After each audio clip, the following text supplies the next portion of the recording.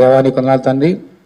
నీకే మహిమ, నీకే ఘనత, నీకే ప్రభావం తెలుసున్నాం తండ్రి. ఈ వాక్యం ద్వారా మాతో మాట్లాడి వాక్యం వింటున్న బిడ్డలందరినీ దీవించి, సంఘంలో వింటున్న బిడ్డలను అలాగే ఆన్లైన్లో వింటున్న బిడ్డలందరూ దీవించమని, నిష్ప్రేమ దాసును మరుపరచమని యేసు నామములో ప్రార్థన చేస్తున్నాము తండ్రి. ఆమేన్. Show your bibles. నీ వాక్యము నా పాదములకు దీపమును, నా త్రోవకు వెలుగునే ఉన్నది. The word is a lamp unto my feet and a light unto my path. దయచేసి కూర్చోండి.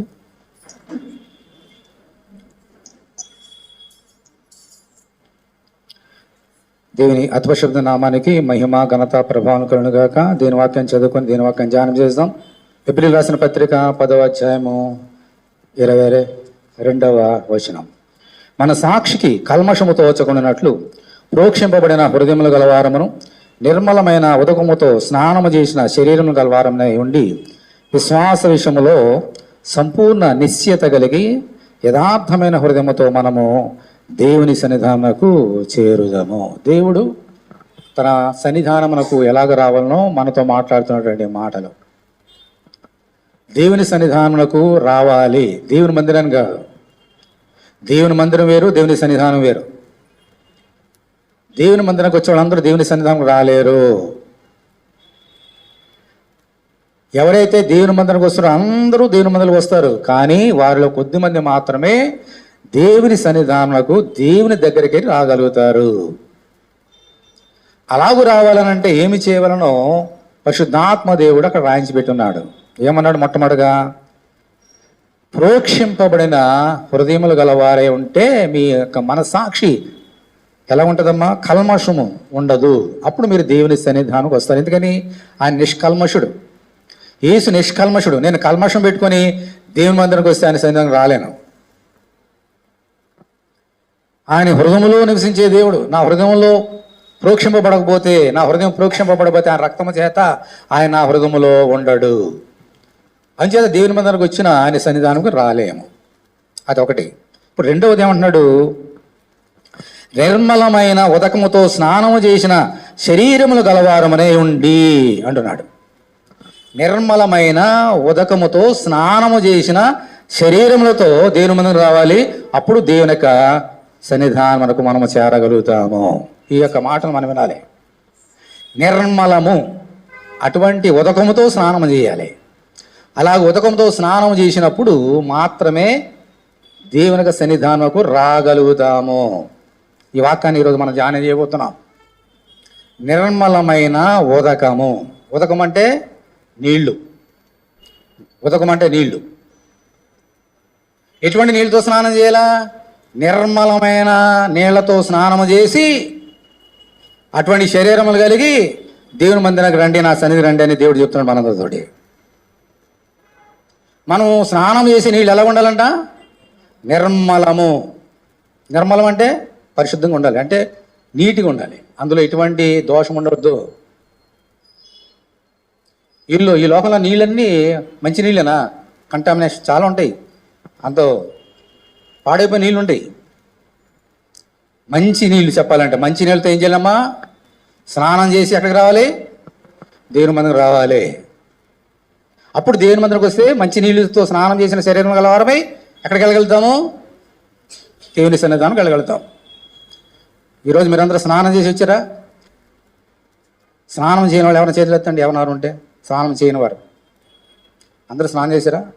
మంచి నీళ్ళతో చేశారా? పాడైపోయిన నీళ్ళతో చేశారా? చెప్పండి. మంచి నీళ్ళు చేశారా?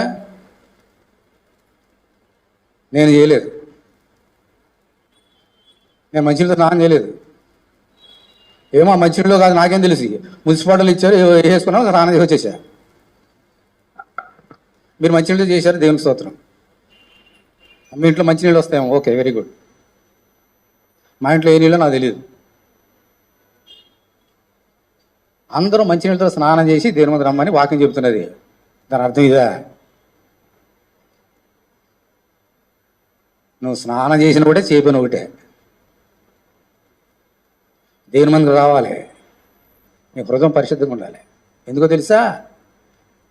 ఏసీని ఒకసారి ఒక ఆయన భోజనం పిలిచాడంట. ఆడు ఏం జరిగింది చూడండి. లోకసు వార్త 11వ అధ్యాయం. లూకా సువార్త 11వ అధ్యాయం.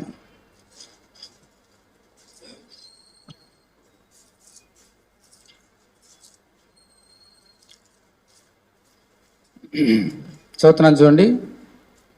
37వ వచనం. ఆయన మాట్లాడుచుండగా ఒక పరిసయ్యుడు తనతో కూడా భోజనం చేయమని ఆయనను పిలవగా ఆయన లోపలికి వెళ్ళి భోజన పంక్తిని కూర్చుండెను. ఆయన భోజనకు ముందుగా స్నానం చేయలేదని, అమ్మా అంటున్నారా, ఆయన స్నానం చేయలేదని ఆ పరిసయ్యుడు చూచి ఆశ్చర్యపడెను. ఏంటి స్నానం చేయలేదంటే అని ఆశ్చర్యపడాడు. ఆయన భోజనం పిలిచినవాడు పరిసయ్యుడు. ఏసైని భోజనం పిలిచాడు. ఏసై వెళ్ళాడు. సార్ వడ్డించవే తినేస్తాను అన్నాడు. ఆయన చేతులు కడుక్కోలేదు, కాలు కడుక్కోలేదు, స్నానం చేయలే. ఎవరైనా ఏసయ్య. ఇక్కడ ఉండేది ఎవరు? ఆయనే స్నానం చేయలేదు. హల్లెలూయా. ఆయనే స్నానం చేయలేదు. గవ పెట్టేసి తినేస్తాను అన్నాడు ఆయన. మరి మనతో చెప్తున్నాడు మంచి నీళ్ళతో స్నానం చేసినమ్మని. ఏంటిది? ఇదేమిటిది? ఆయనకు నిలబడి అంటున్నాడు, ప్రయాసపడి భారం మోసుకొస్తున్న సమస్త మంజులారా నాతో రండి, మీకు విశ్రాంతిని ఇస్తా అని చెప్పిన వేసేసి స్నానం చేయలేదు. మనందరం స్నానం చేసి వచ్చాం మందిరానికి. ఏమిటి దీని భావం ఏంటి? చేర్చుకుందాం ఈరోజు. నిర్మలమైన ఉదక స్నానముతో మనము శరీరాన్ని సిద్ధపరుచుకొని దేవుని మందికి రావాలి. ఈ ఉదక స్నానం నిర్మలనాలంటే మున్సిపాలిటీ వాళ్ళు నీ బోరు నీళ్లు, నీ యొక్క బావిలో ఉన్న నీళ్ళు ఇచ్చే నీళ్ళు కాదమ్మా నా సోదరుడు, నా సోదరి. ఏంటి దీని భావం? నేర్చుకుందాం ఈరోజు. ఆయనే స్నానం చేయలేదు. వాడు అన్నాడు, ప్రభు అన్నాడు. ప్రభు ఏమన్నాడు చూడండి అక్కడ.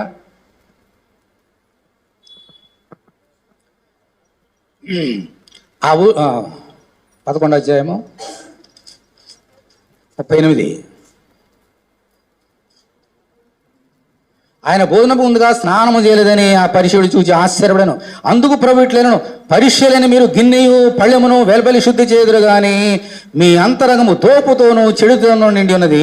అవివేకులారా, వెలుపలి భాగమును చేసిన వాడు లోపలి భాగమును చేయలేదా? కాగా మీకు కలిగిన ఆ ధర్మము చేయడి, అప్పుడు మీకు అన్ని శుద్ధిగా ఉండును. మీరేం చేస్తున్నారమ్మా? కాళ్ళు చేతులు స్నానాలు చేస్తున్నారు. నీళ్ళన్నీ అయిపోయేలాగా, సబ్బంతా అరిగిపోయేలాగా సబ్బు పట్టుకుంటారు, అరిగిపోయేలాగా స్నానం చేస్తున్నారు. పళ్ళల్ని వెలుపడ శుద్ధి చేస్తున్నారు. కానీ మీ అంతరంగము దోపుతో నింపబడి ఉన్నది. మీ పళ్ళాలు బయట శుద్ధి చేస్తున్నారు కానీ లోపల శుద్ధి చేసుకోవడం లేదు. నేను స్నానం చేయలేదు, నేను చేతులు కడుక్కోలేదు, కాళ్ళు కడుక్కోలేదు, కానీ నా హృదయం పరిశుద్ధంగా ఉంది అన్నాడు ప్రభు. అందుకని ఆశ్చర్యపడాను. ఓ పరిశుద్ధుడా, నేను స్నానం చేయలేదని ఆశ్చర్యపోతున్నావా? నువ్వేం చేస్తున్నావు? నీ కాళ్ళు కడుక్కున్నావు, నీ చేతులు కడుక్కున్నావు, స్నానం చేస్తున్నావు, నీ పళ్ళెందు కడుగుతున్నావు, నీ హృదయం కడుక్కోలేదు. నేను అలా లేను. స్నానం చేయలేదు, కాళ్ళు కడుక్కోలేదు, చేతులు కడుక్కోలేదు, నా హృదయం పరిశుద్ధమైనది, నేను పరిశుద్ధమైన దేవుడిని, నిష్కల్మషుడిని. దేవుని స్తోత్రం. హల్లెలూయా. దేవునికి కావాల్సిన నీ వెలపడి రూపం నా వెలపడి రూపం కాదు. హృదయం పరిశుద్ధంగా ఉండాలి. నేను స్నానం చేసే పొద్దున్నే మాకు వచ్చి చాలా మీకంటే మంచి నీళ్ళు వస్తాయి. మాకు వచ్చే నీళ్ళు అందరికంటే శాశ్వత నీళ్ళు మా ఇంట్లో వచ్చేవి. అయ్యే తాగుతాం, అయ్యే స్నానం చేస్తాం మేము. త్రాగే నీళ్ళే స్నానం చేస్తాం మేము. అంత మంచినీళ్ళు అవి. అంత మంచినీళ్ళు మాకు ఇచ్చాడు. కానీ నేను పరిశుద్ధుడను గాను, పవిత్రుడను గాను. ఆ నీళ్ళతో నేను పరిశుద్ధుని అయిపోను, నా శరీరం పవిత్రం అయిపోదు. నా హృదయం కడగబడాలి. నిర్మలమైన ఉదకంతో స్నానం చేయాలి. ఈ నీళ్ళు కాదు. ఏమిటా నీళ్ళు? ఈరోజు మనం నేర్చుకుందాం. మొట్టమొదటిగా పాత నిబంధనలోంచి కొన్ని సంగతులు నేర్చుకుందాం. యేసే చెప్పిన మాటలో ఉన్నటువంటి నూతన నిబంధనలో ఒక సంగతి నేర్చుకుందాం. నిర్మలమైన, మొట్టమొదటిగా ఉండడమ్మా నీళ్ళు ఎలా ఉండాలి? నిర్మలము. నిర్మలము అంటే దోషం లేనివి ఆ నీళ్లు. ఒకటి నిర్మలం ఉండాలి. తర్వాత ఉదకము నీళ్లు, తర్వాత స్నానం. ఈ 3 నేర్చుకుందాం పాత నిబంధనలో. మళ్ళీ ఈ 3 కొత్త నిబంధనలు నేర్చుకుందాం. ఓకే.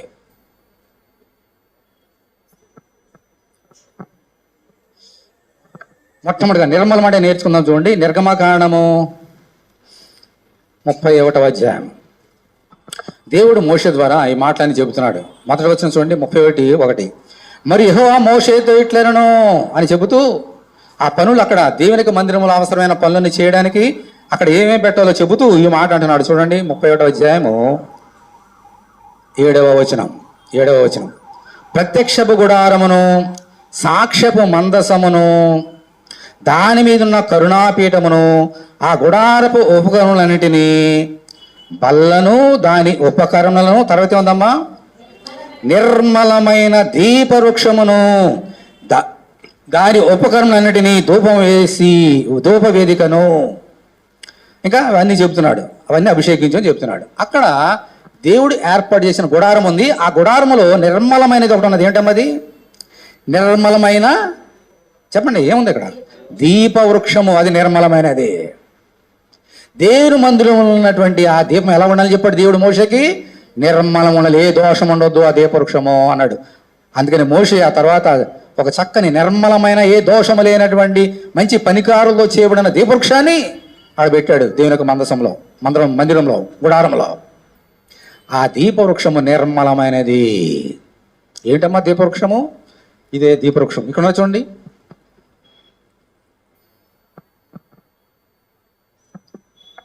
ఇదే దీపవృక్షం. మోషే నాడు దేవుడు చూపించింది, ఆయన పెట్టింది. దీనికి ఒక కారణం ఉంటుంది. అటు 3 ఇటు 3 మొత్తం ఎన్ని ఉన్నాయమ్మా? 3 3 6 7 దీపాలు ఉంటాయి. ఇది దీపవృక్షం అంటే.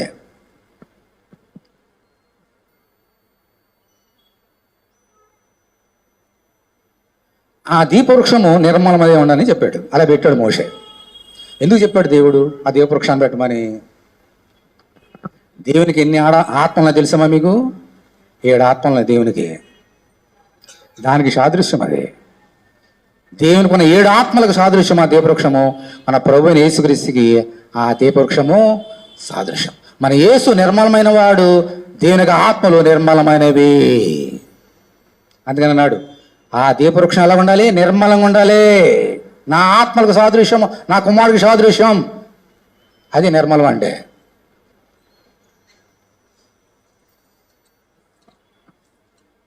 అలాగే లేవి కాండము 24వ అధ్యాయం తీయండి పక్కనే. లేవి కాండము 24వ అధ్యాయం 5వ వచనం. నీవు గోధుమల పిండిని తీసుకొని దానితో 12 భక్ష్యములను వండవలెను. ఒక్కొక్క భక్ష్యమున సేరు పిండి ఉండవలెను. ఇప్పుడు 6వ వచనం. యెహోవా సన్నిధిని నిర్మలమైన బల్ల మీద ఆరేసి భక్ష్యములు గల 2 దొంతులుగా వాటిని ఉంచవలెను. ఒక్కొక్క దొంతి మీద స్వచ్ఛమైన సాంబ్రాణి ఉంచవలను. అది యెహోవా ఎదుట మీ ఆహారమునకు జ్ఞాపకార్థమైన హోమగుండును. దీని స్తోత్రం. హల్లెలూయా. 2 బల్లలు పెట్టాలి. మళ్ళీ ఏమన్నా చూడండి, మళ్ళీ 6వ వచనం. యెహోవా సన్నిధిని నిర్మలమైన బల్ల. అమ్మా మొట్టమొదటిది ఏంటి? దీపవృక్షం నిర్మలమైంది. అక్కడే పక్కన ఏముంటుందమ్మా? నిర్మలమైన బల్ల. ఆ బల్ల మీద ఎన్ని రొట్టెలు? 12 రొట్టెలు. 6 ఒకవైపు, ఇంకో 6 ఇంకొక వైపు. ఇది ఇజ్రాయేల్ గోత్రాలకు సాదృశ్యం ఉంది. ఎవరమ్మా బల్ల? ఇది బల్ల. ఏమిటి బల్ల? యేసు యొక్క శరీరం. దేవుని స్తోత్రం. హల్లెలూయా. అక్కడ ఉన్నటువంటి ఆ రొట్టెలు ఎందుకోసము? ఆయన బిడ్డల్ని 12 గోత్రాలని శుద్ధీకరించడానికి అవసరమైన రొట్టెలు అవి. అవి ఎలా ఉండాలి? రొట్టెలు నీ ఇష్టానుసారంగా చేసే సరిపోదు. ఆ నిర్మలమైన బల్ల మీద వేయాలి పరిశుద్ధంగా. ఈరోజు అదే యేసయ్య, దీపవృక్షమైనటువంటి నిర్మలమైన యేసయ్య తన పరిశుద్ధమైన నిర్మలమైన శరీరాన్ని నీ కొరకు నల్లగొట్టుకున్నాడు. దానికి సాదృశ్యమైన బల్లే ఈ బల్ల. అక్కడ ఆ బల్ల. దీపవృక్షము నిర్మలమైంది, బల్ల నిర్మలమైంది.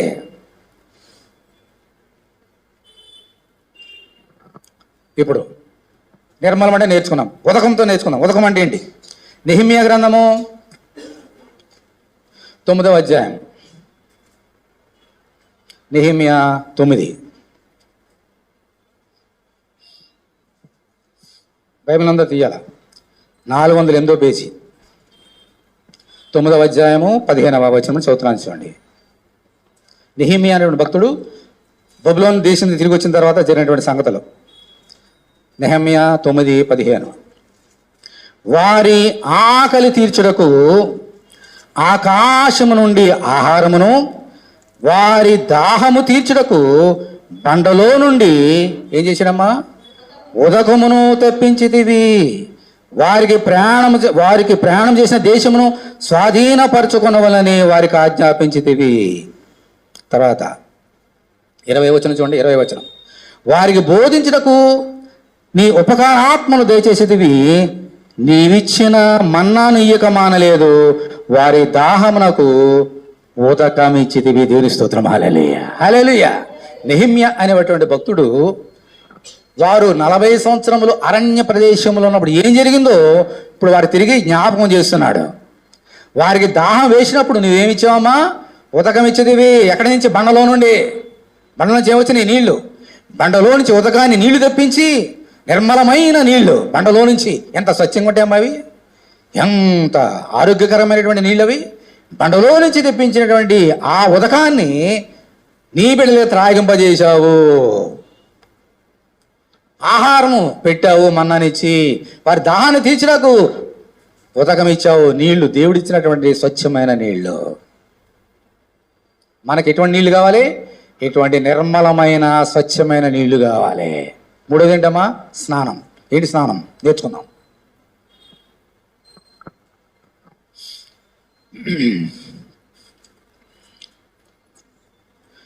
మళ్ళీ చూడండి, నిర్గమకాండము 29వ అధ్యాయము. నిర్గమకాండము 29వ అధ్యాయము.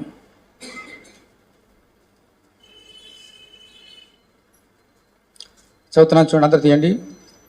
29 మొదటి వచనం చదువుతున్నాను చూడండి. నిర్గమకాండం 29. వారు నాకు యాజకులన్నట్లు వారిని ప్రతిష్ఠించుటకు నీవు వారికి చేయవలసిన కార్యం ఏదనగా, ఒక కోడెదూడను, కళంకము లేని 2 పొట్టేళ్లను, పొంగని రొట్టెను, పొంగనవే నూనెతో కలిసిన భక్ష్యములను, పొంగనవే నూనె పూసిన పలసని అప్పడమును తీసుకొనము. గోధుమ పిండితో వాటిని చేసి ఒక గంపలో వాటిని పెట్టి ఆ గంపను, ఆ కోడెను, ఆ 2 పొట్టేళ్లను తీసుకుని రావాలను. ఇప్పుడు 4వ వచనం చూడండి. 4వ వచనం. మరియు నీవు అహరోనును అతని కుమారులను ప్రత్యక్షము గుడారం యొక్క ద్వారం దగ్గరకు తీసుకుని వచ్చి, ఏముందాం తర్వాత, నీళ్లతో వారికి స్నానము చేయించి ఆ వస్త్రము తీసుకొని చొక్కాయిని, ఏఫోదు నిలుటంగిని, ఏఫోదును పతకమును అహరోనుకు ధరింపచేసి, ఏఫోదు విచిత్రమైన నడికట్టును అతనికి కట్టి అతని తల మీద పాగాను పెట్టి ఆ పాగా మీద పరిశుద్ధ కిరీటం ఉంచి అభిషేక తైలమును తీసుకొని అతని తల మీద పోసి అతనిని అభిషేకించవలను. దేవుని స్తోత్రం. హల్లెలూయా. ప్రధాన యాజకుడిగా అహరోనును అతని కుమారులు దేవుడు ఎన్నుకున్నాడు. ఆ వంశంలో నుండి,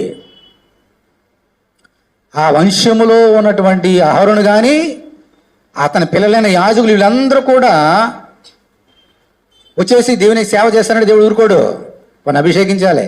అందుకని వారి వరకు పొట్టేళ్ళు, కోడేళ్ళను వధించి ఆ రక్తం చేత వారిని చెమిరి అక్కడ ఉన్న గంగాలను తీసుకువెళ్ళి వారికి ఏం చేయించాడు? మోషే స్నానం చేయించాడు.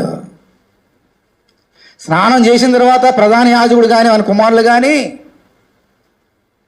వారి కొరకు ఏర్పాటు చేయబడినటువంటి ప్రతిష్టమైన వస్త్రాలు ధరించుకొని అప్పుడే దేవుని మందికి రావాలి వాళ్ళు. అటువంటి దేవుని మందికి వచ్చినప్పుడు అక్కడ ఏముంటుంది? మళ్ళీ లోనేముంది? నిర్మలమైన దీపస్తంభం, దాన్ని వెలిగించాలా. పక్కనే ఉంది నిర్మలమైన బల్ల ఉంది, అక్కడ రొట్టెల్ని రోజు దాన్ని సిద్ధపరచాలి. అలాగే నిర్మలమైన దీపవృక్షం దగ్గర వెళ్ళాలన్నా, నిర్మలమైన బల్ల దగ్గర వెళ్ళాలన్నా ఉదకముతో స్నానం చేయాలి శరీరం గలవారే వీళ్ళు. అప్పుడే వారికి అర్హత. అలా స్నానం చేయకుండా వెళ్ళడానికి వారికి అర్హత లేదు. అప్పుడే వాళ్ళని అంగీకరిస్తారు. ఒకవేళ కనుక ఇలా స్నానం చేయకుండా అక్కడికి వస్తే అక్కడే చచ్చిపోతారు వాళ్ళు, అక్కడే చచ్చిపోవాలి. అందుకని వారు ఏం చేసేవారమ్మా? నిర్మలమైన ఉదకముతో స్నానం చేసి ప్రతిష్ట వస్త్రం ధరించుకొని దేవుని మందిరములో ఉన్న దేవుని సందుకు వచ్చి దేవునికి సేవ చేసేవారు. దేవునికి స్తోత్రం. హల్లెలూయా. అదే ఈరోజు నీతో మాట్లాడుతున్నాడు. అది పాత నిబంధనలో చూసిన సంగతులు ఇవన్నీ కూడా. పాత నిబంధనలో యాజకుడు ఏమి చేయాలో మోషేతో దేవుడు చెప్పినటువంటి ఈ మాట. ఇంకో సంగతి చూద్దాం. 2వ దినవృత్తాంతం తీయండి. తర్వాత ఇప్పుడు గుడారం ఉంది. ఆ గుడారం అయిపోయిన తర్వాత దావీదు కుమారుడైనటువంటి సొలొమోను చక్కని మందిరం కట్టాడు. ప్రపంచంలో ఎవరు ఎక్కడ ఏ దేవునికి ఏ దేవత కట్టలేనటువంటి మందిరాన్ని ఆడ కట్టాడు. కట్టిన తర్వాత అక్కడ ఏం చేశాడు చూడండి. 4వ అధ్యాయం, 2వ దినవృత్తాంతములు 4వ అధ్యాయము. అతడు 20 మూరల పొడవును 20 మూరలు వెడల్పును 10 మూరలు ఎత్తును గల ఒక ఇత్తడి బలిపీఠమును చేయించాను. పోత పోసిన సముద్రపు తొట్టి ఒకటి చేయించాను. అది ఈ అంచుకు ఆ అంచుకు 10 మూరల ఎడమగలది. దాని ఎత్తు 5 మూరలు, దాని కైవారము 30 మూరలు. దాని క్రింది తొట్టున ఎద్దులు రూపంపడి ఉండెను. అవి ఒక్కొక్క మూరకు 10 వేసి ఉండెను. అవి సముద్రపు తొట్టిని ఆవరించాను. ఎద్దులు 2 వరుసలు తీరి ఉండెను. ఆ తొట్టితో కూడానే పోత పోయబడి. ఇప్పుడు 4వ వచనం చూడండి. 4 అయిపోయింది కదా, 6వ వచనం చూడండి. 6వ వచనం ఇలా ఉంది. సరే, 5వ వచనం ఒకసారి చూడండి. అది బెత్తుడు దళమగలది, దాని అంచు గిన్నె అంచు వంటిదై తామర పుష్పము తేల్చబడి ఉండెను. అది 30 పొట్ల నీళ్లు పట్టును. ఇప్పుడు 6వ వచనం.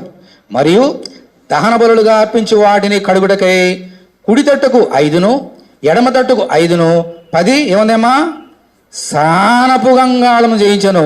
సముద్రపు వంటి తొట్టి అందు యాజకులు మాత్రము స్నానము చేదురు. దేవుని స్తోత్రం. హల్లెలూయా. గట్టిగా చెప్పాలి, గట్టిగా చెప్పండి. అక్కడ సొలొమోను చేయించిన కార్యం దేవుని మాటను బట్టి. అక్కడ గుడారం గురించి మోషే చెప్పాడు, ఇక్కడ సొలొమోను చెప్పాడు దేవుడు. 30 పట్లు నీళ్లు పట్టే వన్నీ పెట్టాడు. అక్కడ ఎందుకు అవి బలు అర్పిస్తారు? మేకలు గొర్రెలు తీస్తారు, వాటిని స్నానం చేయించాలి, కడగాలి. దానికి సముద్రం వంటి ఒక గంగాళం చేయించాడు. ముందుగా ఈయనేం చేయడా యాజకుడు అక్కడ స్నానం చేయాలి, అప్పుడే దాన్ని బలి అర్పించాలి, లేకపోతే అర్హత లేదు. ఇప్పుడు నేను ఇక్కడ సేవకుని, నేను మీకు బోధ చేయాలి, సేవ చేయాలి, నేను స్నానం చేయాలి. మా ఇంట్లో వచ్చే కొళ నీళ్ళు కాదు, నిర్మలమైన ఉతక స్నానం చేయాలి నేను. నీవు మంది రావాలంటే నీవు కూడా ఏం చేయాలా? నిర్మలమైన ఉతక స్నానం చేయాలి నీవు, అప్పుడే రావాలి దేవుని మందిరానికి. రాగలుగుతావు, ఎవరైనా వస్తారు, స్నానం చేయడం కూడా వస్తారు, కానీ ఇక్కడికి రాలేవు. ఇలాగ రావాలంటే నేనైనా నువ్వైనా ఏం చేయాలమ్మా? నిర్మలమైన ఉతక స్నానం చేసి అటువంటి శరీరం గల వారమే రావాలి. అది ఈరోజు దేవుడు నీతోటి నాతోటి మాట్లాడిన మాటలు. ఇప్పుడు పాత నిబంధనలు ఉన్న మాటల గురించి అర్థం నేర్చుకున్నాము. ఇప్పుడు నిజమైన అర్థం నీకు నాకు నేర్పించే నిజమైన భావం ఏంటో పరిశుద్ధాత్మ దేవుడు నీతో మాట్లాడుతున్నాడు, విందాం. ఓకే, మొట్టమొదటి ఏంటి? 3 మాటలు నేర్చుకున్నాం. ఏంటి మొట్టమొదటి ఏంటి? నిర్మలము. రెండవది ఉదకమనే నీళ్లు. మూడవది స్నానం. ఏంటి చెప్పు? మొట్టమొదటి ఏంటి?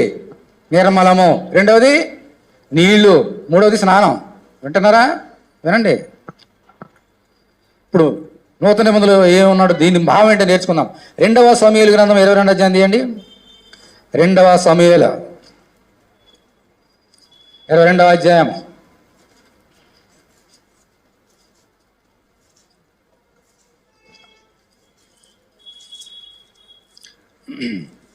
నిర్మలమనే నేర్చుకుందాం. 31వ వచనం ఎవరైనా చదవండి. దేవుడు యథార్థవంతుడు, యెహోవాకు నిర్మలము. అందరూ దేవుని స్తోత్రం చెల్లించుకుని దేవుని స్తోత్రం. హల్లెలూయా. ఏంటి ఆ నిర్మలమైంది అంటే? అసలు అయితే ఆ నీళ్ళ ఆ నిర్మలమైంది ఏంటమ్మా? యెహోవా వాక్కు. దేవుని స్తోత్రం. హల్లెలూయా.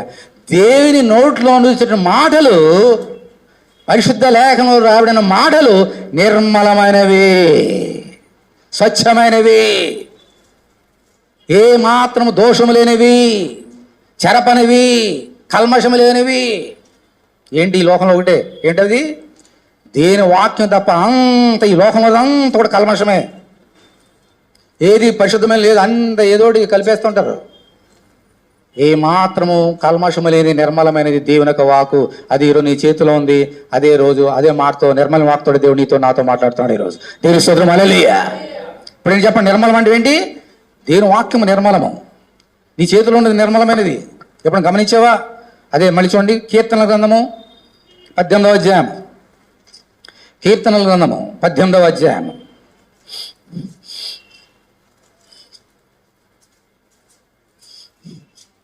ముప్పైవ వచనం. 18:30. మళ్ళీ ఇక్కడ భక్తుడు చెప్తున్నాడు, దేవుడు యథార్థవంతుడు, యెహోవాకు నిర్మలము, తన శరణుజొచ్చు వారికి అందరికీ ఆయన కీడము. దేవుని స్తోత్రం. హల్లెలూయా. మళ్ళీ ఇక్కడ చెప్తున్నాడు భక్తుడు, యెహోవాకు నిర్మలమైనది అని మనం నేర్చుకున్నాం పాత నిబంధనలో. దీనిని కొత్త నిబంధనలో దేవుడు ఎలా ముద్ర వేశాడో చూడండి. 1 పేతురు 2వ అధ్యాయం తీయండి. 1 పేతురు 2వ అధ్యాయం. అది అసలు నిర్మలమైనది ఇది. 1 పేతురు 2వ అధ్యాయము చదువుతున్నాను. 1వ వచనం అండి. ప్రభు దయాళుడని మీరు రుచి చూచిన ఎడల సమస్తమైన దుష్టత్వమును, సమస్తమైన కపడమును, వేషధారణను, అసూయను, సమస్త దూషణ మాటలను మాని క్రొత్తగా జన్మించిన శిశువులను పోలిన వారే ఏముందమ్మ తర్వాత నిర్మలమైన వాక్యమును పాల వలన రక్షణ విషయంలో ఎదుగు నిమిత్తము ఆ పాలన అపేక్షించుడి. దేవుని స్తోత్రం. హల్లెలూయా. ఆ పాలు అంటే ఏం పాలు అవి? నిర్మలమైన వాక్ అనే పాలు. ఈ లోకంలో కొద్దిగా కొంచెం దగ్గరగా ఉన్న నిర్మలమైనది ఏంటంటే పాలు. ఏం పాలు? మన రోజు తాగే పాలు కాదు, తల్లి పాలు. ఒక తల్లి పెడిగి చెప్పాలి నిర్మలమైనవి. ఏదో రోజు మనం తాగే పాలు ఫ్యాక్టరీలో ఎన్నెన్నో చేసి తీసుకొస్తారు, మనకి అవి నిర్మలమైనవి కావు. ఆ దోషం తీసివేయడానికి ఇంకోటి యాడ్ చేస్తారు, ఆ ఉన్న విటమిన్స్ అని పోతాయి. గచ్చితనలాగా అవి తాగుతున్నాం, అది నిర్మలమైనది కాదు. మనం పుట్టినప్పుడు మన తల్లి మనకి ఇచ్చినవి నిర్మలమైన పాలు. మన బిడ్డలకి మనం ఇచ్చే పాలు, ఒక తల్లి తన బిడ్డకి ఇచ్చే పాలు నిర్మలమైనవి. దీన్ని ఎవరు ఎందుకంటే ఆ పాలని కలుషితం చేస్తాడు. ఈ పాలను ఎవరో కలుషితం చేస్తారమ్మా? ఏదైనా కలిపేస్తారు ఈ పాలు? ఎప్పటికప్పుడు ఫ్రెష్ పాలు తాగుతుంది బిడ్డ తల్లి దగ్గర ఒడిలో కూర్చొని. దేవుని యొక్క వాక్యం కూడా అంత పరిశుద్ధమైన నిర్మలమైనది దేవుని వాక్కు. ఒక తల్లి తన బిడ్డకి ఎంత పరిశుద్ధమైన నిర్మలమైన పాలు ఇస్తుందో, దేవుడి నిన్ను ప్రేమించి ఒక తండ్రిగా నీకు ఇచ్చే పాలు నిర్మలమైనవి. అదే దేవుని యొక్క వాక్కు. హల్లెలూయా. నీ చేతిలో ఉన్నటువంటి ఆ పరిశుద్ధమైన లేఖనములు నిర్మలమైనవి. దేవుని దగ్గర వచ్చినాడు మాకు. ఆది యందు వాక్యముండెను, ఆ వాక్యము దేవుడుండెను, ఆ దేవుడే మన యొద్ద వచ్చినాడు యేసుక్రీస్తు రూపంలో. నీ చేతిలో ఉన్నటువంటి వాక్యం ఎవరు? నీ యేసయ్య. ఇంకా నేర్చుకున్నాం. నీ యేసయ్య దీపవృక్షం వల్ల నిష్కల్మషుడు నిర్మలమైన వాడు. ఈ నీళ్ళని కావాలి. ఇది నిర్మలమైందంటే ఏం కావాలి ఇప్పుడు? నిర్మలమైనటువంటి వాక్కు. దేవుని యొక్క వాక్కు నీ కావాలి, దేవుని వాక్కు నీ కావాలి. హల్లెలూయా.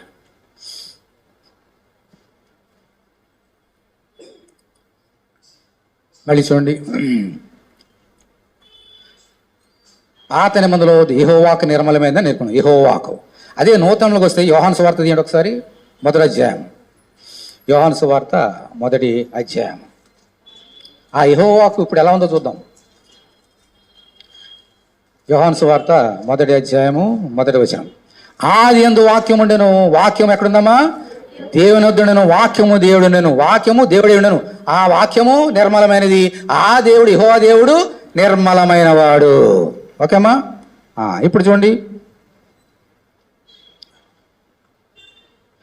14వ వచనం. ఆ వాక్యం ఏ వాక్యము? నిర్మలమైన యెహోవా వాక్యము. ఆ దేవుడు శరీరధారి అయి కృపా సత్య సంపూర్ణుడిగా మన మధ్య నివసించను. తండ్రి వలన కలిగిన అద్వితీయ కుమారుని మహిమ వలె మనం ఆయన మహిమను కనుగొంటే దేవుని స్తోత్రం. హల్లెలూయా. ఇప్పుడు యేసుక్రీస్తువరమ్మా నిర్మలమైన దేవుని యొక్క వాక్యే మన యేసయ్య. ఆ యేసు ఇప్పుడు ఎక్కడ ఉన్నాడు?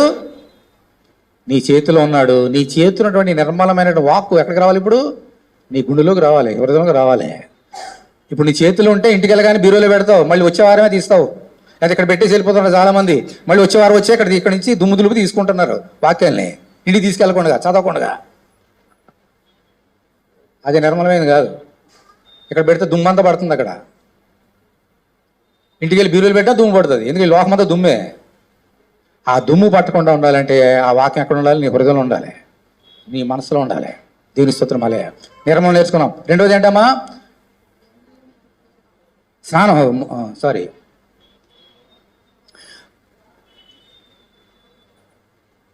నిర్మల గురించి నేర్చుకున్నాము. ఇప్పుడు ఉదకం గురించి చేద్దాం. ఉదకం గురించి ఏ నీళ్ళతో మన స్నానం చేయాలి చూద్దాం. ఎఫెసీయులు రాసిన పత్రిక 5వ అధ్యాయం చేయండి. ఎఫెసీయులు రాసిన పత్రిక. ఎటువంటి ఉదకం నీకు కావాలి? ఇప్పుడు నిర్మలమైనది కావాలి. ఏంటి ఉదకం? ఎలాగూ? స్నానం. ఎఫెసీయులకు రాసిన పత్రిక 5వ అధ్యాయం చేయండి.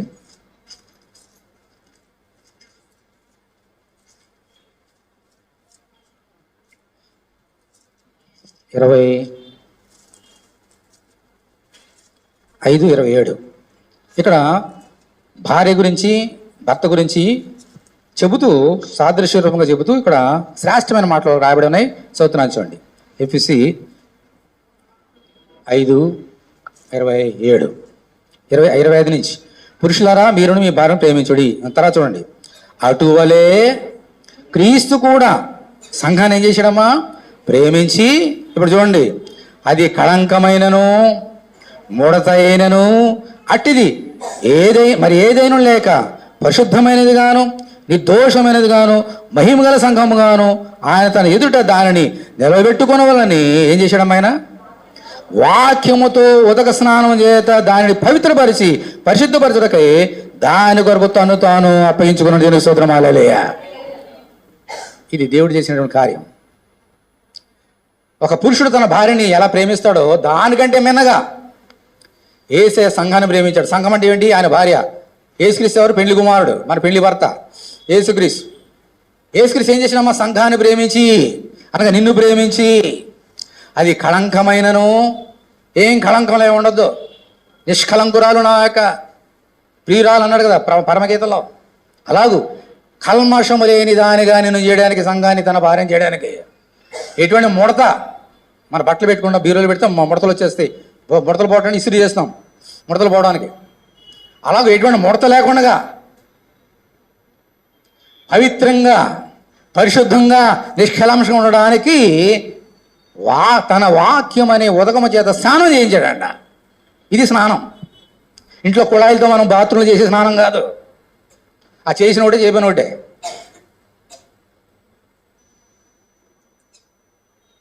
ఆ స్నానం చేస్తే కొంచెం చెమటకంపు పోతుంది ఆ నీళ్లు.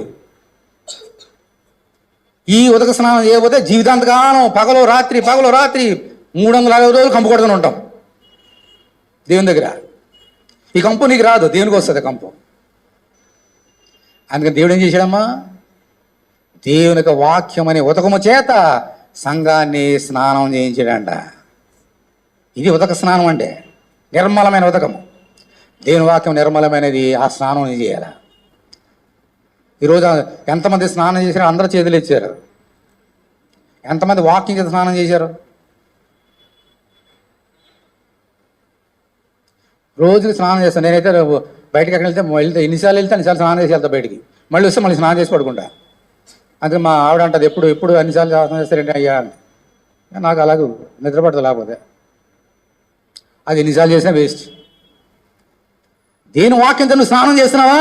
నీళ్ళతో స్నానం చేసినా పరిశుద్ధంగా ఉన్నా అనుకుంటున్నావా ఓ సంగమా అని చెప్తున్నాడు దేవుడు. ఈరోజు నీళ్ళతో స్నానం చేస్తాం. ఓ రోజు స్నానం లేకపోతే మందిరం కూడా రావడం మానేస్తాం. ఒకసారి అయ్యో నీళ్ళు స్నానం లేని మందిరం రావడం మానేస్తాం చాలామంది. ఒకసారి పర్వాలేదు, ఆ నీళ్ళతో స్నానం చేయమని రా, మందిరం రా, నీ హృదయం స్నానం పెట్టుకు, దేవుని వాక్యం చేత స్నానం చేయి. అది దేవునికి కావాలి. దేవుని వాక్యము చేత నువ్వు స్నానం చేయాలా? ఓకే. స్నానం చేసేప్పుడు అందరు కనపడ లేనప్పుడు చేస్తాం. సాధారణంగా మన ఇళ్ళలో ఏం చేస్తామా? ఎవరు కనపడడం వెళ్ళి స్నానం చేస్తాం. పట్టుకో దేవుని బైబిల్ పట్టుకో, వాక్యాన్ని పట్టుకో, ఎవరు కనపడగా తలుపులు వేసుకో, కూర్చో, స్నానం చేసి వాక్యం తేడా వాక్యం స్నానం చేయి, చదువు చదువు చదువు, విను విను విను విను. అది స్నానం, అది ఉదక స్నానం, దేవుని వాక్యం స్నానం. అలా చేశాడు యేసయ్య. సంఘాన్ని దేవుని వాక్యం చేత కడిగేశాడు అంతే. ఆ సంఘానికి ఉన్న కల్మషాన్ని తీసేసాడంతే. ఈ ఉదక స్నానం నీకు కావాలి నా సోదరుడా, నా సోదరి. దేని వాక్యాన్ని ఎన్నిసార్లు నువ్వు చదువుతున్నావు, ఎన్నిసార్లు వింటున్నావు? మన అందరం కూడా ఒకసారి జ్ఞాపకం చేసుకుందాం. కీర్తనలు 1:1, కీర్తనల గ్రంథము 1వ అధ్యాయం. దుష్టుల ఆలోచన చొప్పున నడువక, పాపుల మార్గం నిలవక, అపహాసులు కూర్చుండగా యెహోవా ధర్మశాస్త్రమందు ఆనందించుచు దివారాత్రము దానిని ధ్యానించేవాడు ధన్యుడు. దేవుని స్తోత్రం. హల్లెలూయా. అక్కడ ఏమన్నాడు చూడండి, అతడు నీటి కాలువలో ఎవరు నాటబడినది ఆకు వాడక తన కాలమందు ఫలమిచ్చే చెట్టు వలనను. ఎక్కడుంది ఆ చెట్టు? నీళ్ళ దగ్గర ఉంది. సారం అంతా తీసుకొని చక్కగా ఫలిస్తుందండి ఆ చెట్టు. ఆ నీళ్లు తీసుకొని, ఆ నీళ్ళతో ఆ చెట్టు స్నానం చేస్తుంది, చక్కగా ఫలిస్తుంది. ఆ నీళ్లు తీసుకొని ఎవరు నీళ్ళు పోయక్కర్లేదు. నీటి ఎవరు నాటబడిన చెట్టుకి నీళ్ళు పోయక్కర్లేదు, దగ్గర నీళ్ళు తీసుకొని పోయక్కర్లేదు. నీళ్ళే స్నానం చేస్తుంది రోజు. అది పగలు రాత్రి అది చక్కగా పూలు పూచేదైతే పూలు, పళ్ళు అయితే పళ్ళు. నువ్వు ఎలాగున్నావు? నువ్వు స్నానం ఒకసారి చేయి, లేదా మానేసేయి. కానీ దివారాత్రం నువ్వు స్నానం చేయాలి, దేని వాక్యమనే స్నానం. ఎన్నిసార్లు నువ్వు ఇంట్లోకి వెళ్ళి వాక్యాన్ని అంటున్నావు, ఎన్నిసార్లు నువ్వు చదువుతున్నావు. చదువు రాకపోతే విను, దేని వాక్యాన్ని విను. ఈ లోకంలో అందరూ ఏం చేస్తారు? టైం అంతా ఇంటికి వెళ్ళిన తర్వాత సినిమాలు చూడడానికి, సినిమా పాటలు వినడానికి ఇంత సమయం వేస్ట్ చేస్తున్నారు. నువ్వు దేవుని వాక్యం చదవడానికి, వినడానికి ఎంత సమయం నువ్వు వెచ్చిస్తున్నావు? ఒకసారి బేరీజ్ వేసుకో నా సోదరుడు, నా సోదరి. దేవుని వాక్యంతో నువ్వు ప్రతిరోజు స్నానం చేయి.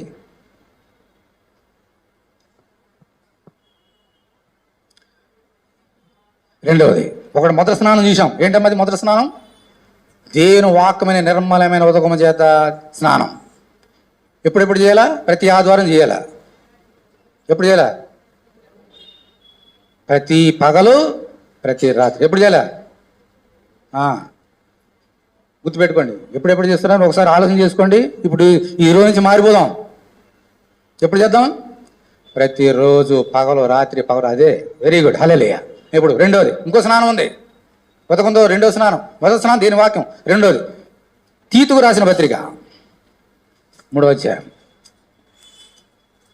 తీతుకు రాసిన పత్రిక 3వ అధ్యాయం తీయండి.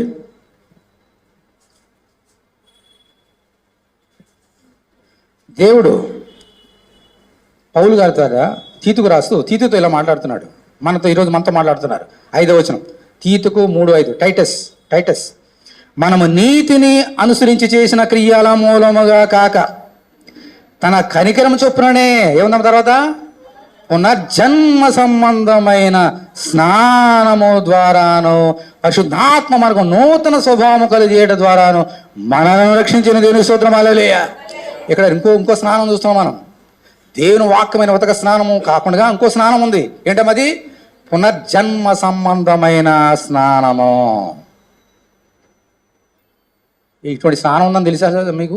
మనకి పునర్జన్మ సంబంధమైన స్నానం ఉందంట. అక్కడ ఊటాన్ని అంకిపెట్టి కింద పెట్టారు. పునఃస్థితి స్థాపన సంబంధమైన స్నానం ఉంది ఇంకోటి. ఇదేంటది? పునర్జన్మ సంబంధమైన స్నానం. పునర్జన్మ అంటే ఏంటి? పునర్జన్మ అంటే ఏంటి? ఒక ఇదో జన్మ. చాలామంది అంటారు పునర్జన్మ, మళ్ళీ తిరిగి జన్మించడం. అంటే తిరిగి జన్మించడం. ఇది పునర్జన్మ. నువ్వు తిరిగి జన్మించడానికి ఇంకో స్నానం ఉంది. ఆ నీళ్లతో ఉదక స్నానం చేయాలి. నువ్వు పునర్జన్మ సంబంధమైన స్నానం కూడా చేయాలి. మొట్టమొదటి ఏంటమ్మా? దేని వాక్యమనే స్నానం, ఉదక స్నానం, నిర్మలమైన. ఎందుకంటే వాక్యం నిర్మలమైంది. రెండవది పునర్జన్మ సంబంధమైన స్నానం చేయాలి నీవు. ఏంటి పునర్జన్మ సంబంధం స్నానం అంటే ఏంటిది? నేర్చుకుందాం.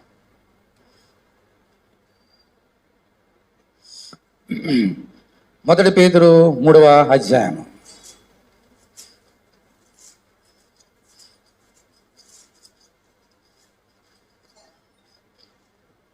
21వ వచనం. సరే 19 చదువుతాను, మీకు బాగా అర్థమవుతుంది. 19 నుంచి చూడండి. 19 నుంచి, దేవుని దీర్ఘశాంతం ఇంకా కనిపెట్టుచుండినప్పుడు పూర్వము నోహు దినములలో ఓడ సిద్ధపరచబడుచుండగా అవిధేయులైన వారి యొద్దకు, అనగా చెరలో ఉన్న ఆత్మల యొద్దకు ఆయన ఆత్మస్వరూపుగానే వెళ్ళి వారికి ప్రకటించెను. ఆ ఓడలో కొందరు, అనగా 8 మంది నీటి ద్వారా రక్షణ పొందిరి. దానికి సాదృశ్యమైన బాప్తిస్మము ఇప్పుడు మిమ్మును రక్షించున్నది. అదేమనగా శరీర మాలిన్యము తీసివేయడు కాదు, కానీ యేసుక్రీస్తు పునరుద్ధాన మూలముగా దేవుని విషయము నిర్మలమైన మనసాక్షినిచ్చు ప్రత్యుత్తరమే. పునర్జన్మ సంబంధమైన అంటున్నాడు. ఏమిటిది? దానికి సాదృశ్యమైన బాప్తిస్ము అంటున్నాడు. శరీర మాలిన్యం తీసివేయడు కాదు, కానీ పునర్జన్మ సంబంధమైన స్నానము అంటున్నాడు. అంటే ఏమర్థమైంది? పునర్జన్మ సంబంధమైన స్నానం అంటే బాప్తిస్మము. ఈ రెండు కలిపితే ఏమర్థమైందమ్మా? అందరూ భావకాలంలో చెప్పాడు కదా, వారు బాప్తిస్మం పొందుకున్నారు అక్కడ జలప్రాణం వచ్చినప్పుడు. దానికి సంబంధమైన అన్నాడు. అందుకనే పునర్జన్మ సంబంధమైన ఆ బాప్తిస్మం అన్నాడు. ఉదకమైన నిర్మలమైన ఉదకంతో స్నానం చేయాలనంటే రెండవది ఏంటమ్మా? బాప్తిస్మం పొందుకోవాలి. ఇది మారు మనసు సంబంధమైన బాప్తిస్మం.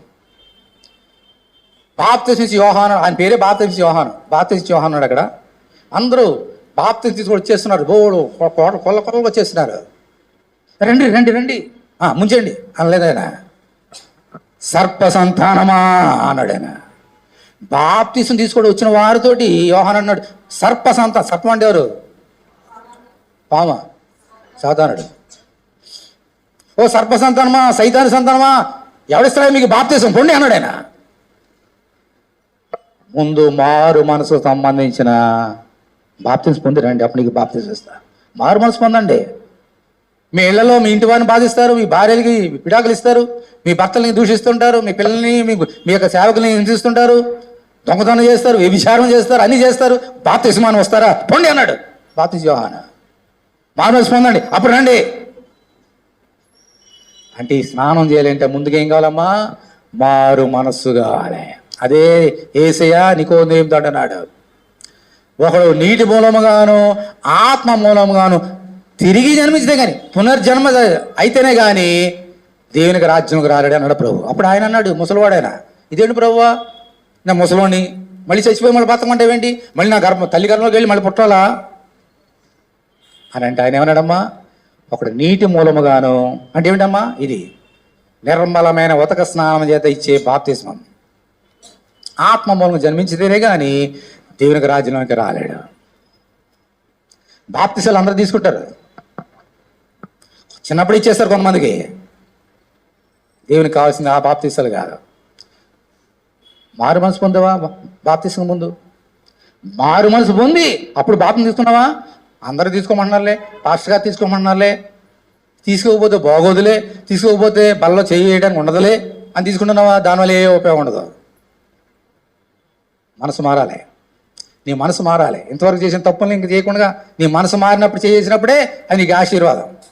ఇక్కడికి వచ్చి బల్ల చేసుకొని మళ్ళీ ఇంటికి వెళ్ళి మళ్ళీ అదే తప్పు చేసి బాప్తిసం వల్ల నీకు ఉపయోగం ఉండదు, బల్లో చేయబెట్టి వల్ల నీకు ఉపయోగం ఉండదు. నీళ్ళేమి రావాలమ్మా? మారు మనసు. ఈ స్నానం నీకు కావాలి. రోజు స్నానం చేసి వచ్చేస్తున్నాం, బయటకు వెళ్తున్నాం పనులకి, ఇంటికి వచ్చి స్నానం చేసి పడుకుంటున్నాం.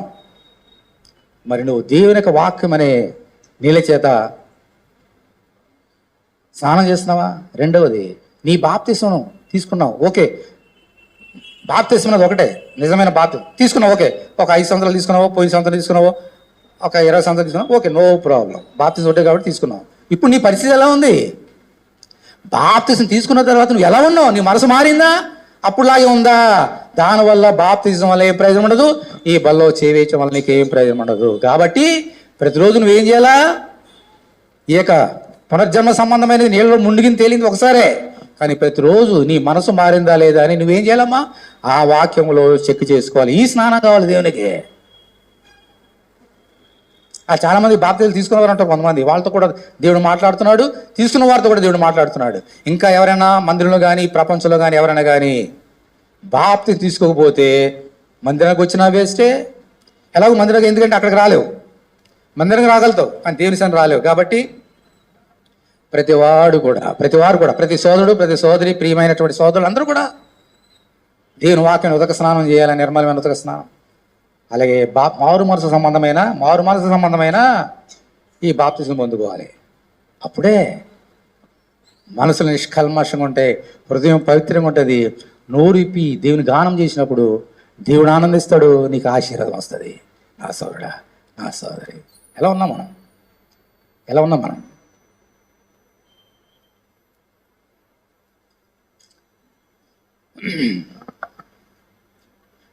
ఒక సంగతి చెప్పి నేర్చుకుని 2 సంగతులు నేర్చుకున్నాం. ఇది ఎలాగో అప్పుడు నెరవేరుందో చూపించి నేను ముగిస్తా, వినండి, చాలా జాగ్రత్తగానండి. ఇప్పుడు నిర్మలమైన ఉదక స్నానం చేయాలంటే నేర్చుకున్నాం. నిర్మలమైన దేవుని వాక్యం. ఉదక స్నానం అంటే నేర్చుకున్నాం. ఏంటో మొట్టమొదటి చెప్పండి? దేవుని వాక్యము రోజు చదవాలి, స్నానం చేయాలి. రెండవది, ప్రతిరోజు మారు మనసుకు సంబంధమైన బాప్తిసం పొందుకోవాలి. నిజమైన నీళ్ళలో ములిగింది ఒకసారి, కానీ ప్రతిరోజు నువ్వు మారు మనసు పొందావా? నువ్వు ఎలా ఉంది, నీ మనసు ఎలా ఉంది, హృదయం ప్రతిరోజు ఏం చేయాలమ్మా? ముందంటే దేని వాక్యం కదా, తర్వాత బాప్తిసం. అప్పుడు నువ్వు ఎలా ఉంటావో చూపించి ముగిస్తావు. వినండి, చాలా జాగ్రత్తగా వినండి. ప్రభు వచ్చాడు, తన నిర్మలమైన పరిశుద్ధమైన రక్తాన్ని కార్చి శరీరాన్ని మన కొరకు చిందించి చనిపోయి 3వ రోజు లేచి దేవుని దగ్గరికి వెళ్ళాడు. వెళ్ళిన తర్వాత 40 దినాలు వారికి కనబడ్డాడు. ఆ తర్వాత 10 రోజుల తర్వాత పరిశుద్ధాత్మ దిగి వచ్చాడు. దేవుని స్తోత్రం హల్లెలూయా. అప్పుడు పరిశుద్ధాత్మ దిగి వచ్చినప్పుడు వారు అన్య భాషలతో మాట్లాడుతున్నారు. అక్కడ ఉన్న వారందరూ కూడా చాలా మంది ఉన్నారు, వేల మంది. ఇదేమిటి కొత్త భాషలు మాట్లాడుతున్నారు, వీరికేంది మత్తు దగ్గర తాగేశారా అనుకున్నారు. అయితే వారు తెలియని మాటలు మాట్లాడుతున్నారు కాబట్టి పేతురు వారి మధ్య లేచి దేవుని యొక్క సువార్తను ప్రకటించాడు. అప్పుడు ఏం జరిగింది ఒకసారి చూద్దాం. అపోస్తుల కార్యములు 2వ అధ్యాయం తీయండి. ఇప్పుడు స్నానం అంటే మనకు అర్థమవుతుంది బాగా. అపోస్తుల కార్యములు 2వ అధ్యాయం. అక్కడ ఎవరైతే ఎగతాళి చేస్తున్నారో, వీరు తాగేసి తందనాడుతున్నారు అంటున్నారో, వాటితోటి లేచి పేతురు ఏమన్నాడు చూడండి. 14వ వచనం మొట్టమొదటిగా. అపోస్తుల కార్యం 2వ అధ్యాయం 14వ వచనం. సరే, దీనికి ముందు 13వ వచనం ఒకసారి చూడండి. 13వ వచనం. కొందరైతే వీరు కొత్త మద్యముతో నిండి ఉన్నారని అపహాసం చేసిరు కాబట్టి 14వ వచనంలో, అయితే పేతురు ఆ 11తో కూడా లేచి నిలిచి బిగ్గరగా వారితో ఇట్లనడు, యోదయ మనుషులారా, యెరూషలేముల కాపురములారా, సమస్త జనులారా, ఇది మీకు తెలియగాక చెయ్యొగ్గి నా మాటలు వినడి. నా మాటలు అంటే ఏ మాటలు? నిర్మలమైన దేవుని మాటలు, ఉదకం నీళ్లు. ఏం చెప్పాడు ఒకసారి చూద్దాం చూడండి. 34వ వచనం. 34. దావీదు పరలోకములకు ఎక్కిపోలేదు, అయితే అతడు ఇట్లనను, నేను నీ శత్రువును నీ పాదముల కింద పాదపీఠముగా ఉంచే వరకు నీవు నా కుడి పార్శ్వమున కూర్చుండమని ప్రభువు నా ప్రభుతో చెప్పాను. మీరు సిలువ వేసిన ఈ యేసుని దేవుడు ప్రభువుగాను క్రీస్తుగాను నియమించను. ఇది ఇజ్రాయేల్ వంశం అంతయు రూఢిగా తెలుసుకోమని చెప్పాను. బోధ చేసేసాడు కదా. ఇప్పుడు 37వ వచనం చూడండి. వారి మాట విని హృదయములో నొచ్చుకోండి ఏంటి పొడవబడి, సహోదరులారా మేమేమీ చేతుమని పేతురును కడమ అపోస్తును అడుగుగా. చాలా జాగ్రత్తగా వినండి. పేతురు లేచాడు. ఎవరైతే అపహాసం చేస్తున్నారో వారి మధ్య లేచి నోరు తెరిచి నా మాట వినుడి అన్నాడు. ఏంటన్నమాట? నిర్మలమైన పాలు అనే దేని వాక్యమైన మాటలు పలికాడు. యేసుక్రీస్తు గురించి పలికాడు. అది ఎక్కడున్నవారు ఏం చేశారమ్మ? కొంతమంది విన్నారు. విన్న తర్వాత వారి హృదయంలో బాధ వచ్చింది, నొచ్చుకుందంట. ఆ వాక్యం గుచ్చుకుపోయింది. దేవుని వాక్యం ఖడ్గం కదా, గుచ్చుకుపోయింది వాళ్ళకి. అంటే వాళ్ళు ఏం చేశారు? స్నానం చేశారు. దేవుని వాక్యమేనే ఉతక స్నానం చేశారు. అంతే కదా. వాక్యం విన్నారంటే ఏం చేశారు? ఏం చేశారమ్మా? స్నానం చేశారు. ఎందులో స్నానం చేశారు? దేవుని వాక్యంతో స్నానం చేశారు. అర్థమవుతుందా? అందుకని నొచ్చుకుంది. అందుకని అయితే అవునా, మరి మేమేం చేయాలా? మలిన వస్త్రాలు ఉన్నాం, మలిమైన శరీరాలు ఉన్నాయి. ఇప్పుడు దేవుని వాక్యం కడిగేసాం, స్నానం చేసేసాం, మేమేం చేయాలి? మళ్ళీ ఒక స్నానం అయిపోయింది, ఉదక స్నానం. దేనితో? దేని వాక్యమైన ఉదక స్నానం అయిపోయింది. ఇప్పుడు 2వ స్నానం అని చూడండి. వారు ఆ మాట విని హృదయంలో నొచ్చుకుని, సహోదరులారా మేమేమీ చేతుమని పేతురును కడమ అపోస్తున్నాడు కదా. 38వ వచనం. పేతురు, మీరు మారు మనస్సు పొంది పాప క్షమాపణ నిమిత్తము ప్రతి వాడు యేసుక్రీస్తు నామమున బాప్తిసం పొందుడి, అప్పుడు మీరు పరిశుద్ధాత్మను వరం పొందుదురు. ఇప్పుడు 41. కాబట్టి అతని వాక్యమును అంగీకరించిన వారు బాప్తిస్మం పొందుడి. దేవుని స్తోత్రం. హల్లెలూయా. ఆ దినమందు ఇంచుమించు 3,000 మంది చేర్చబడి. గట్టిగా దేవుని స్తోత్రం. హల్లెలూయా. ఎంతమంది అమ్మా? ఒకే రోజు 3,000 మంది స్నానం చేశారు. అటు దీని వాక్యంలో స్నానం చేశారు, మారు మనసు సంబంధమైన బాప్తిసం కూడా స్నానం చేశారు. దీని స్తోత్రం. హల్లెలూయా. ఇది స్నానం అంటే. ఆ వాక్యం ఫలించేసింది అక్కడే. 3,000 మంది దీని వాక్యంతో స్నానం చేసిన తర్వాత మారు మనసు పొంది నీళ్ళలో యేసుక్రీస్తు నామములో బాప్తిసం పొందుకున్నారు. 2 స్నానాలు చేశారా? ఈ 2 స్నానాలు మనం చేస్తున్నామా? అదే ప్రభు చెప్తున్నాడు. మనకు దేవుని సన్నిధానానికి నిర్మలంగా రావాలని అంటే ఈ నిర్మలమైన ఉతక స్నానం చేయాలి. ఈ 2 స్నానాలు చేయాలి. చేసిన తర్వాత దేవుడిని ఎలా మార్చేస్తాడో ఆ వాక్యం అక్కడే ఉంది. చూపించి ముగిస్తున్నాను చూడండి. బల్లోకి వెళ్దాం. అక్కడే ఉంది. 2 బాప్తిసాలు అయిపోయిన తర్వాత ఏం జరిగింది చూడండి. 3,000 మందికి. 42వ వచనం. వీరు అపోస్తుల బోధ యందును సహవాసమందును, తర్వాత ఏముందమ్మా? ఇది చాలా ప్రాముఖ్యమైనది.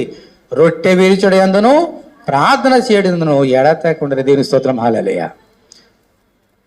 అపోస్తుల బోధ, సహవాసము, రొట్టె విరుచుట, ప్రార్థన. ఈ 4 సంగతులు. ఓకే. ఎప్పుడు ఈ 2 బాప్తిసాలు అయిన తర్వాత చూడండి దేవుని సన్నిధానికి ఎలా వస్తున్నారు చూడండి. మందిరానికి కాదు, దేవుని సన్నిధానికి. ఈ 3,000 మంది ఎప్పుడైతే 2 స్నానాలు చేసేసారో అపోస్తుల బోధ. అపోస్తుల బోధ అంటే మళ్ళీ దేని వాక్యమే. ఆ వాక్యాన్ని పట్టుకున్నారు అంతే, విడిచిపెట్టలేదు. ఇంకా ఒకటి సహవాసం. లోకంతో సహవాసము, ఈ లోకం వల్ల శరీరాశ, నేత్రాశ, జీవనంలో వారి సహవాసము, దేవుని మందిరంలో దేవుని సన్నిధానంలో ఉన్నటువంటి వారితో సహవాసం. 3వది రొట్టె విరుచుడే అందను. రొట్టె విరిచిరి అందును. పరిశుద్ధమైన నిర్మలమైన బలలో చేతులు వేస్తున్నారు. ఎప్పుడు? 2 స్నానాలు చేసిన తర్వాత. చాలామంది ఏం చేస్తున్నారు? రావడం, తీసుకోవడం, వెళ్ళిపోవడం అంతే. మళ్ళీ మామూలే బయటికి వెళ్ళి. అది దేవుని సన్నిధానం మందిరంగా వస్తారు వాళ్ళు. ఈరోజు నువ్వు నేను ఎక్కడికి రావాలమ్మా? అలా రావాలంటే 2 స్నానాలు చేసి ఇందులో చేయాలి. ఆ తర్వాత ప్రార్థన. అప్పుడు ఏం ప్రార్థన చేయి? ఇక్కడికి వచ్చి నా మందిరము సకల జనులకు ప్రార్థన. ఇక్కడ వచ్చి ప్రార్థన చేసినప్పుడు ఏమంటాడు దేవుడు? తీసుకో, ఇది నీకు కావాలా? తీసుకో, నీ ప్రార్థన విన్నాను, ఇది తీసుకో. అప్పుడు నీ ప్రార్థన ఉంటాడు ఆయన. దేవుని మందిరకు వచ్చి చేసే ప్రార్థన కదా ఆయన కావాల్సింది. దేవుని సన్నిధికి వచ్చి చేసే ప్రార్థన ఆయన కావాలి. అందుకే దేవుడు ఈరోజు నీతో మాట్లాడుతున్నాడు. నిర్మలమైన ఉదకంతో స్నానం చేయమని దేవుడు ఈరోజు నీతో మాట్లాడినాడు. అందరూ పరీక్ష చేసుకుందాం. హల్లెలూయా. అందరూ లేచి ఉండండి. అందరు కళ్ళు మూసుకోండి. కరుణలో నడిపించు తండ్రి. మీరే మా గమ్యం, మీరే మా మౌన గీతిక. నీలోనే ఉండాలి, మాలో మీరు ఉండాలి. నిర్మలమైన నిష్కల్మషమైన హృదయం, మనస్సు, శరీరాలు, ఆత్మలు, హృదయాలు మాకు అనుగ్రహించు తండ్రి. కరుణించు దేవా, కరుణించు. మా ప్రార్థన అంగీకరించు. మా శ్రమలో మాకెవరు తోడు లేరు. మాకు తోడైంది నీవే. మా ప్రార్థన వినవా? కడదాకా మాతో రావా నా తండ్రి? నడిపించు దేవా. యేసు నామములో ప్రార్థన చేస్తున్నాం తండ్రి. ఆమేన్.